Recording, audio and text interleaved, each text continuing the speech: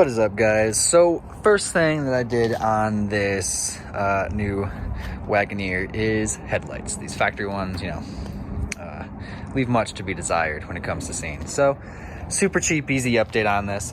A few different things you can go for. There are some companies that sell $500, $600, $700 ones. Truck Light, Rigid Industries. It's a 5x7. Nothing special to it. It's just a generic 5x7. So this specific one I just grabbed off of Amazon for like 80 bucks because this isn't really my showstopper kind of setup, so works perfect for it. They created over in China or wherever this came from a knockoff version of the Rigid Industries version. Low beam's going to be there, high beam's going to be here, kind of thing.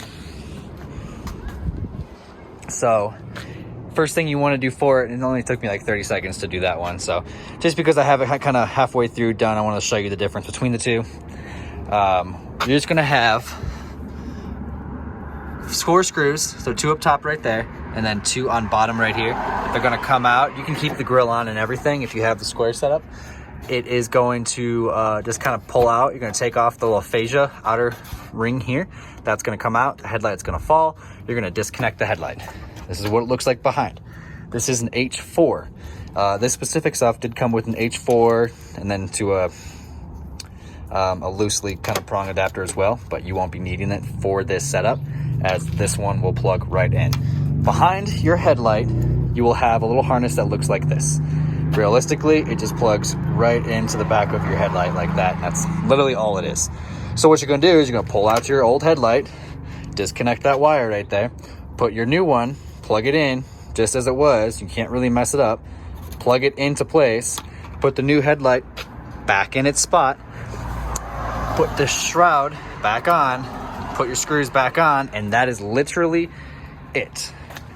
If you ever have one that has an issue, for example, there's 2 things you can run into. 1, they don't work. It's an off-brand headlight. It happens. Even with the main brand headlights, they happen. 2, you get kind of a flicker going on.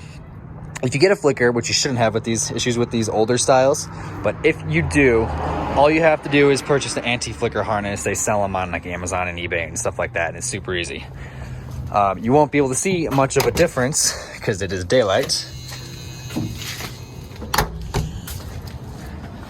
but you're going to be going just from your halogen style to an LED style. So it's going to be a crisper white light. You can kind of see on my hand right here.